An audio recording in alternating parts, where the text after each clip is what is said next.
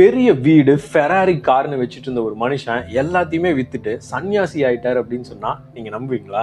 இது சாதாரண கதை இல்லை, உங்க வாழ்க்கையை முழுசா மாத்தக்கூடிய உண்மையான ஒரு பாடம். த Monk who sold his Ferrari அப்படின்ற புத்தகத்துல author robin Sharma Julian mantle அப்படின்ற ஒரு கேரக்டரை நமக்கு அறிமுகப்படுத்துறாரு. அவர் ஒரு மிகப்பெரிய லாயர். பணம், பேர், புகழ், பவர் எல்லாமே அவர்கிட்ட இருக்கு. ஆனா அவர் மனசுல ஏதோ ஒன்று மிஸ்ஸிங்காவே எப்பவுமே ஃபீல் பண்றாரு.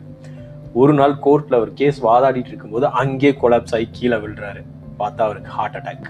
அதுக்கப்புறம் தான் அவர் யோசிச்சு பார்க்குறாரு, நம்ம உண்மையிலேயே வாழ்றோமா இல்லை ஜஸ்ட் சர்வை பண்றோமா? அதுக்கப்புறம் என்ன பண்ணாருன்னு உங்களுக்கு தெரியுமா?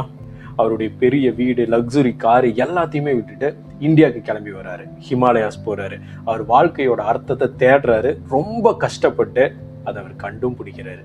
இந்த புத்தகம் நமக்கு சொல்ற மிக முக்கியமான லெசன் என்னன்னா, சக்சஸ் அப்படின்றது பணம் இல்லை, அது மன அமைதி தான்.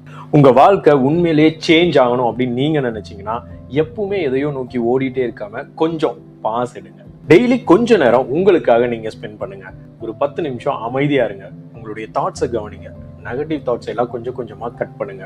ஒரு கெட்ட பழக்கம், ஒரு பேட் ஹேபிட் உங்க வாழ்க்கையில இருந்து அகற்ற முயற்சி செய்யுங்க. தினமும் ஒரு 30 நிமிஷம் எக்ஸசைஸ் பண்ணுங்க, இல்லைன்னா நல்ல புத்தகங்களை வாசிங்க, இல்லை நல்ல காணொலிகளை பாருங்க. உங்க பர்சனல் க்ரோத்துக்காக நீங்க ஸ்பெண்ட் பண்ற ஒவ்வொரு நிமிஷமுமே உங்க வாழ்க்கையை நிச்சயமா மாற்றும். புத்தகம் வாசிக்கிற பழக்கம் உங்ககிட்ட இருந்ததுன்னா த Monk who sold his Ferrari அப்படின்ற புத்தகத்தை ஒரு முறை வாசிச்சு பாருங்க.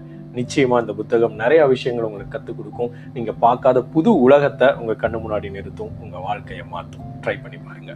நன்றி, வணக்கம்.